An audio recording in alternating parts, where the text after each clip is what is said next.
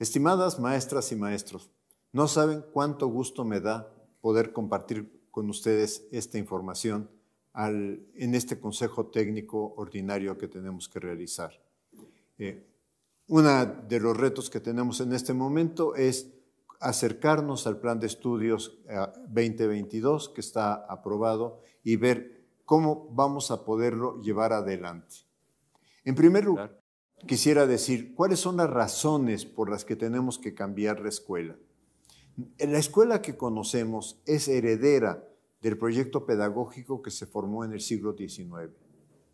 Así era la escuela de nuestros bisabuelos, abuelos, padres, hijos y nietos. O sea, si cerramos los ojos, prácticamente nada más vamos a ver vestimentas distintas en los salones de clase. Mantiene, por lo tanto, esa estructura del salón de clases, esa estructura hecha fundamentalmente para que haya un pizarrón al frente y para que el profesor tenga su escritorio y desde ahí hable. Insiste en un plan de estudios organizados por materias, un plan de estudios que todos conocemos porque así lo llevamos, donde se respetan los contenidos, donde la lógica de la disciplina es muy importante, pero sobre todo que hay dificultades para aprender los temas, porque estos temas, en estricto sentido, no se vinculan con la realidad. ¿Por qué queremos una escuela diferente? Por razones compensatorias. La investigación muestra una distancia entre contenidos escolares y la realidad social y cultural de los alumnos. El cambio es el principio de avanzar hacia una escuela justa, compensatoria, crítica, emancipadora. Quienes no están en la escuela, quienes han huido de la escuela, quienes decidieron no seguir en la escuela, fueron fundamentalmente porque la escuela los expulsó, porque el sistema educativo los expulsó al no reconocer su potencial y de alguna manera están fuera porque se castigaron sus debilidades para poder acoplarse a lo que la escuela se supone que tiene que lograr. También tenemos que cambiar por una serie de razones pedagógicas y didácticas. Existe un debate pedagógico nacional e internacional muy vivo, muy significativo, y podríamos decir que este plan de estudios es la primera ocasión en que retoma a fondo temas pedagógicos, porque en el siglo XX la psicología desplazó a la didáctica.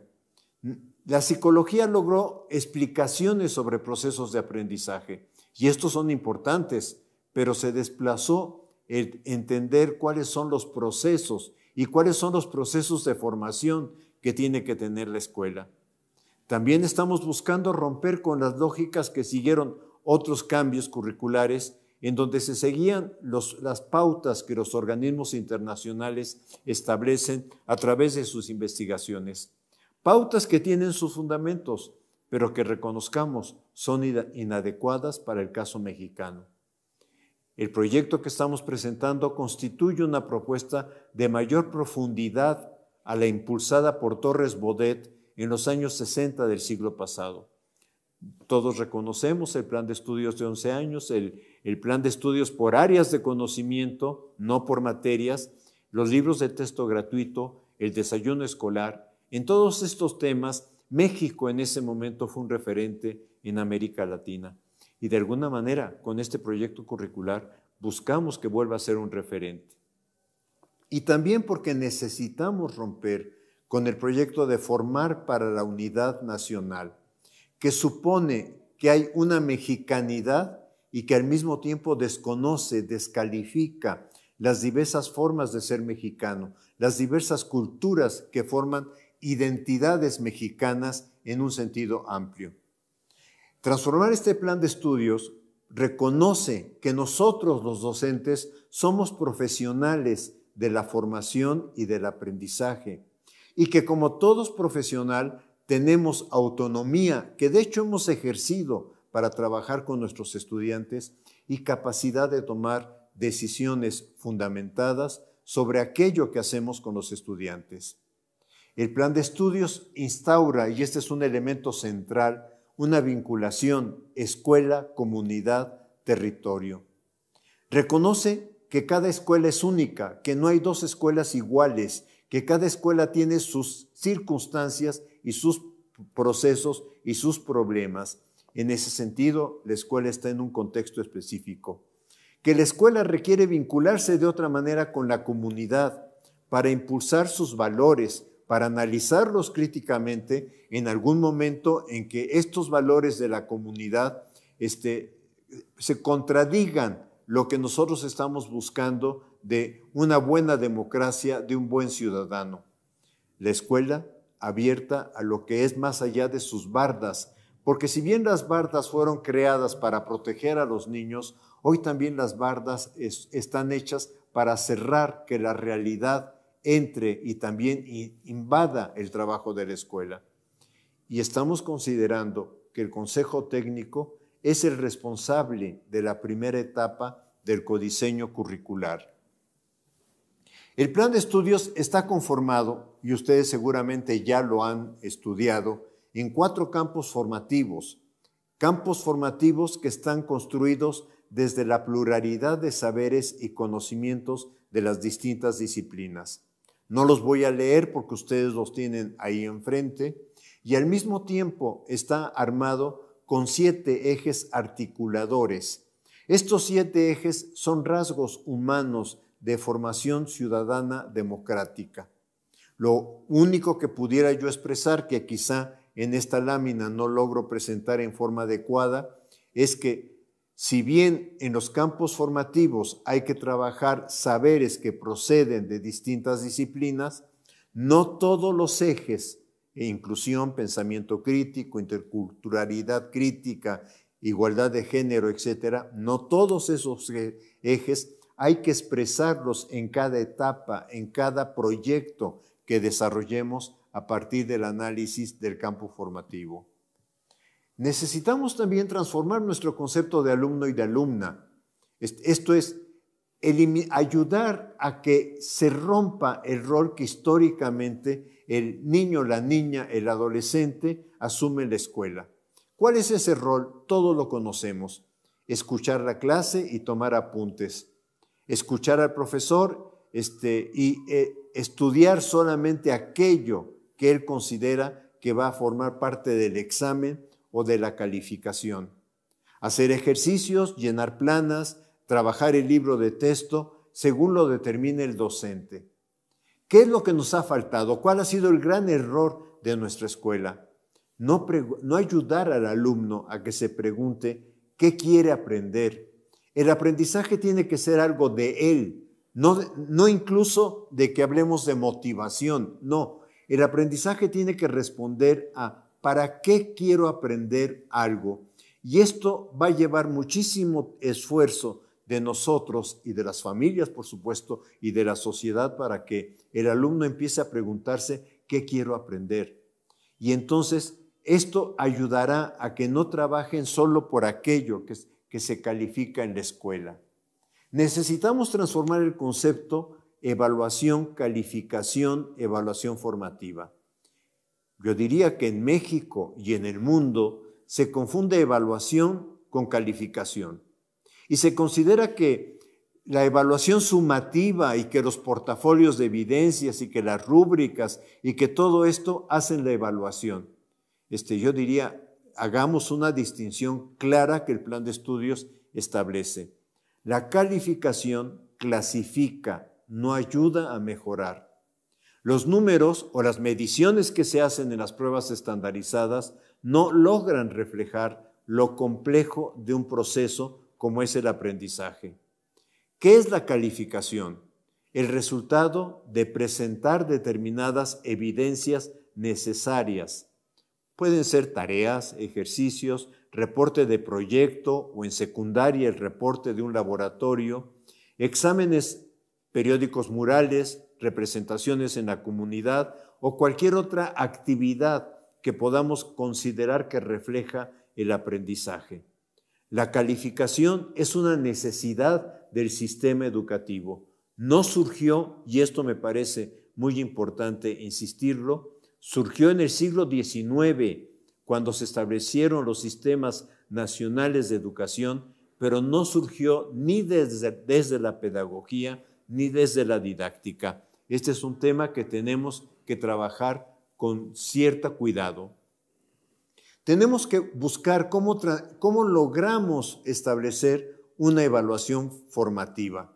Yo aquí sigo mucho la didáctica francesa y en ella se plantea que la finalidad de la evaluación formativa es retroalimentar. Pero una cosa muy importante, que el punto de partida es que el sujeto logre autorreflexionar sobre lo que está haciendo, autoanalizarse.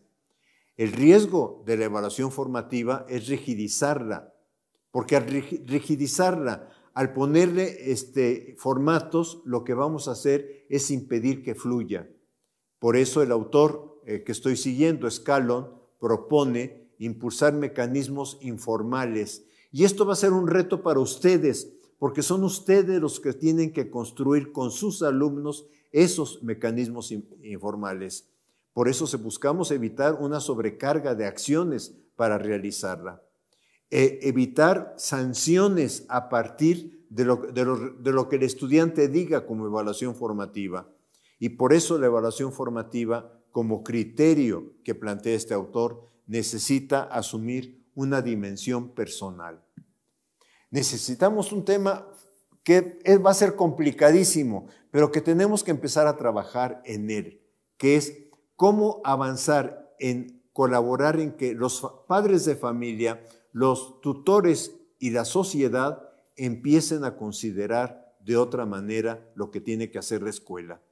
La relación escuela-comunidad-territorio involucra a los padres de familia. Los padres de familia y tutores ingresaron a la escuela en la pandemia. Ahora cuidemos que no se retiren de la escuela, que sigan apoyando. Y esto implica que nos pueden colaborar para ir identificando aquellos problemas que se encuentran en el entorno de la escuela, sea el mercado, sea el tránsito a la escuela, sea la siembra o en los medios. Esto es lo que puedan los padres de familia decir de lo que se publica, de lo que se dice sobre un determinado tema. Podría ser sobre la guerra Rusia-Ucrania, podría ser sobre la contaminación en determinadas ciudades, sobre los problemas del agua, etc. Y en algún caso, si los padres de familia cuentan con datos, lo que pueden encontrar en WhatsApp que pueda ayudar a la escuela.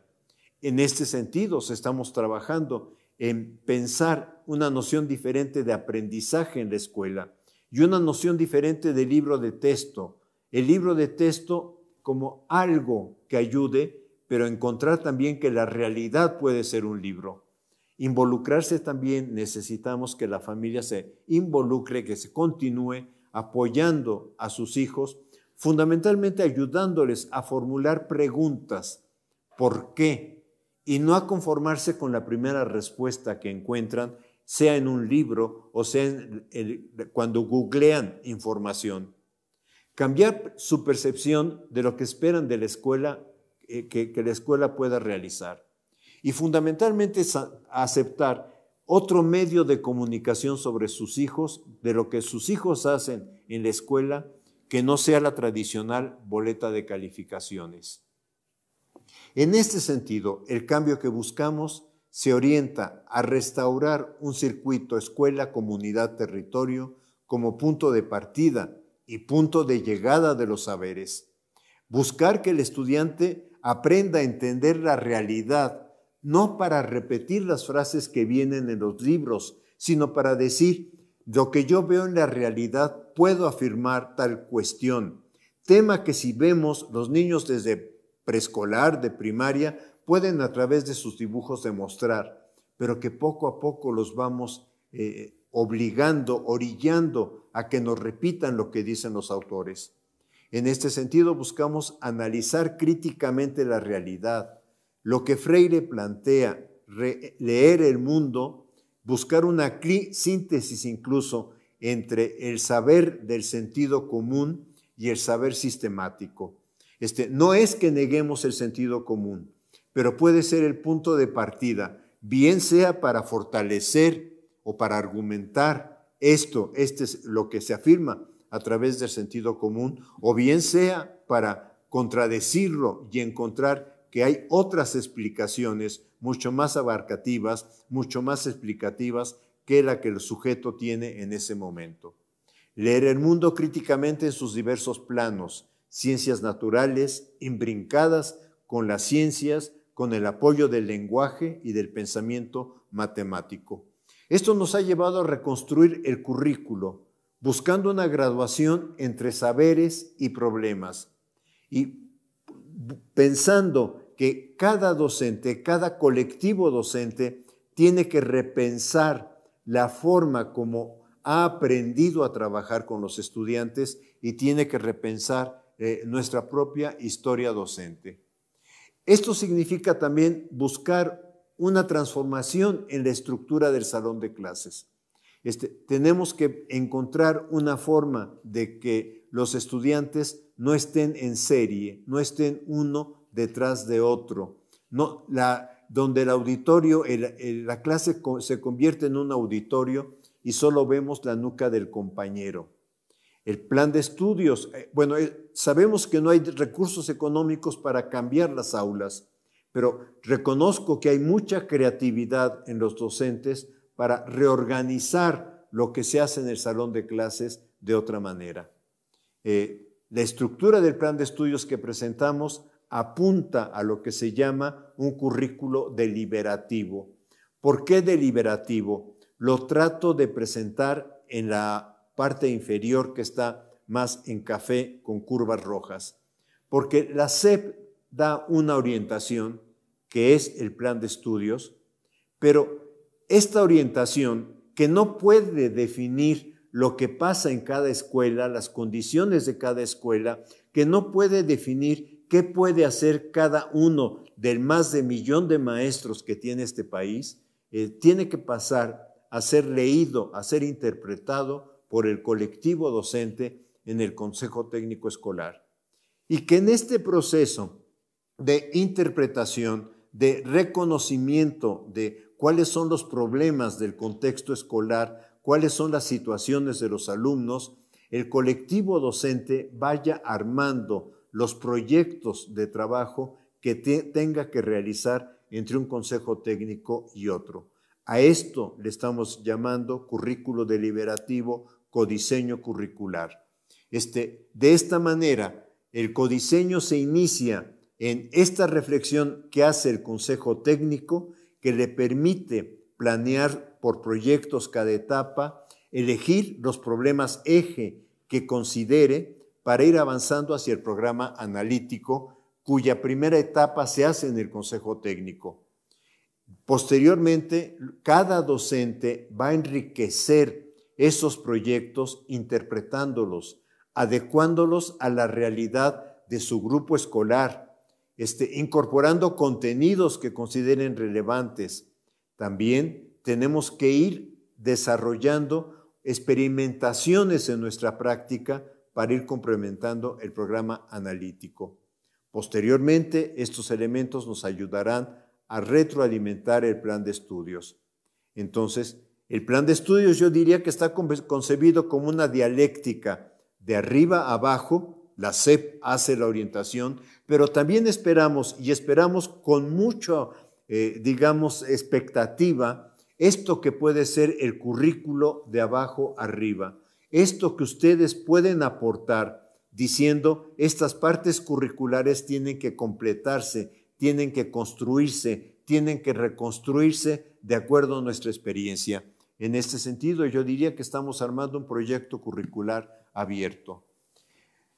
En esta idea de reconocer el profesionalismo de los docentes, aparece también el concepto de autonomía profesional del docente.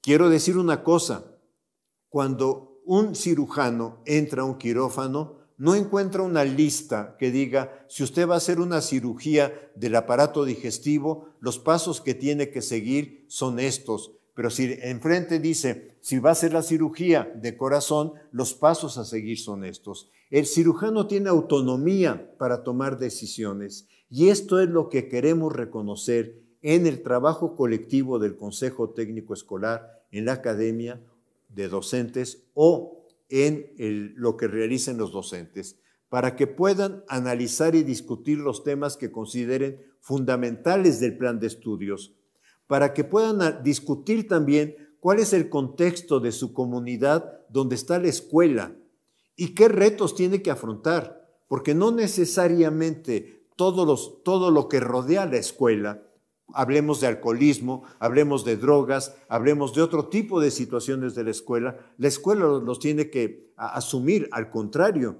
tiene que afrontarlos y ayudar a los estudiantes a que vean cómo no son valores que vale la pena desarrollar en una formación democrática y discutir el programa sintético.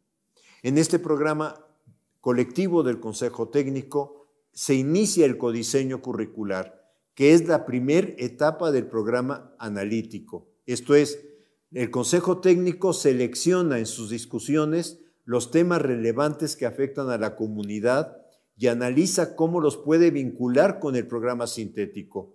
Y de ahí elige o sugiere algunos proyectos viables a realizar entre un consejo técnico y el siguiente. En su caso también puede reordenar los contenidos e incluso estamos pensando que puede integrar otros contenidos que emerjan del contexto donde está la escuela al programa sintético. Muy claramente lo entendemos con las comunidades que tienen una lengua originaria, pero no solamente se circunscribe a estas situaciones. El Consejo Técnico posteriormente, en un siguiente consejo, tendrá que analizar, valorar lo que se pudo realizar, los problemas y dificultades del trabajo que enfrentaron y de alguna manera proyectar el trabajo para el siguiente Consejo Técnico. Ya con estos elementos, el docente requiere completar el codiseño curricular en función de las condiciones de su grupo escolar. En este sentido, pensamos, al docente le corresponde hacer la planeación de su secuencia didáctica e integrar en esta secuencia algunas ideas para la evaluación formativa y lo que estoy denominando aquí los entregables para la calificación. Este es un intento de diagramar lo que estamos pensando en este momento para la tercera fase, que como ustedes saben es primero y segundo de primaria. Es, por una parte, en la parte inferior de este arbolito se encuentran algunos problemas, no los problemas, en esto quiero enfatizar, algunos problemas que nosotros estamos pensando como ejemplificación de lo que puede tomar como base el trabajo que van a hacer ustedes en el Consejo Técnico, que puede ser de la familia, de salud y alimentación, de violencia o paz, el cambio climático, el agua, la violencia, los derechos, pero insisto, son ejemplos, no son los problemas, y en esto sí quisiera ser enfático. Y tenemos tres grandes ámbitos disciplinares en los que hay que avanzar, que son los lenguajes, y en este caso es lectoescritura, donde tenemos que iniciar, que puede ser en lengua originaria o en lengua de señas o en lengua o en el español, obviamente. Un acercamiento a la cultura, por eso se coloca aquí familia, pero en realidad la cultura primera que tiene el alumno es aquella que lo rodea, es lo que está en torno de su escuela. Hay algún autor que dice, es que a veces buscamos hacer visitas a 5 kilómetros, a 10 kilómetros, a 20 kilómetros de la escuela y ni siquiera se conoce qué es lo que está rodeando la escuela. Y eso son las formas de ropa, las formas de vestimenta, las artesanías, etc. Y en última rubro aquí también es artes visuales, que son danza, música, teatro. Esto es, buscamos que el estudiante, y claramente se abre en este tema, entienda que los artes visuales son una forma del lenguaje, son una expresión del lenguaje, sea estética, de pintura, de música y de bailar. Lo que rodea el árbol es como ir diciendo, tenemos que ir construyendo el proyecto de trabajo, articulando estos saberes, articulándolo de alguna manera en que vayamos avanzando en torno a ellos. Aquí está un ejemplo también ejemplo no es la definición del programa sintético de saberes y pensamiento científico. Aquí se ve con más claridad en el tronco del árbol pensamiento matemático y pensamiento científico. Vemos un ámbito de temas, cuerpo humano, salud, alimentación, animales y plantas. Vemos los problemas. Aquí quedó un poquito más claro, por ejemplo, en pensamiento matemático para el primero y segundo de primaria, ordenar, series, conteos, operaciones básicas, figura geométrica, etc. O sea, pero son ejemplificaciones de lo que de alguna forma tienen que construir. Como todo ejemplo, como todo intento de diagramar, tiene sus limitaciones. Esta es una propuesta de un modelo dinámico de planeación didáctica. Por una parte tenemos la planeación, problemas contextuales, los saberes que tienen los alumnos y los saberes sobre los cuales tendríamos que trabajar, los procesos de grado creciente de complejidad, y por otra parte lo que intento de alguna manera trabajar es que se planea simultáneamente secuencia didáctica, espacios de evaluación formativa y entregables para calificar, y que hay una relación mutua entre estos tres elementos. Esto es, las situaciones, problemas o los proyectos o los contenidos que vamos seleccionando después se van a traducir en determinados entregables y van a aparecer en la evaluación formativa en términos de los alumnos están mostrando aprendizaje, los alumnos están mostrando dificultades para hacer la tarea o dificultades en los trabajos, etcétera. Y entonces estos pueden ser los puntos de reflexión en la evaluación formativa que tendrían que ver a qué se deben y sobre todo qué circunstancias lo causan y qué podemos hacer en conjunto maestros, alumnos e incluso en su momento padres de familia. Y esto también lleva a repensar las secuencias didácticas. Por eso lo que estoy planteando aquí y lo estoy planteando como dinámico es esto entra en movimiento, como toda gráfica tiene sus limitaciones, pero entra en movimiento. Lo que no quisiera, por favor, para los colegas directores, supervisores, es que esto lleve a que se les exija a los maestros por semana una planeación de este tipo. Si exigimos una planeación rígida, lo que vamos a hacer es llenar de trabajo al maestro e imposibilitarle trabajar en el aula. Tenemos que encontrar una forma de que esto no se traduzca en un documento para que nada más haya grandes orientaciones sobre las cuales el docente pueda trabajar. Los docentes tenemos creatividad y la hemos mostrado y la mostramos muchísimo en la pandemia. Por ejemplo, nadie nos dijo utilicen el WhatsApp. Nadie nos dijo algo que una compañera que trabajó en medio rural me escribió y me llamó mucho la atención, que dijo el cuadernillo viajero. Esto es, el cuadernillo que en algún momento llegaba al niño a través de determinados medios que el maestro había hecho a través de fotocopias, etcétera, y que después encontraba el mecanismo para que los padres de familia lo regresaran a la escuela.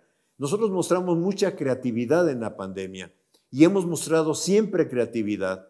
Y este proyecto se basa en reconocer la formación, la creatividad del maestro para ofrecer formas de trabajo a nuestros estudiantes. No quisiera terminar sin formular algunas posibles, y también insisto, posibles preguntas generadoras desde la perspectiva de Freire. O sea, utilizando el concepto de palabra generador de Freire, intentando llevarlo a lo que tenemos como reto en el Consejo Técnico.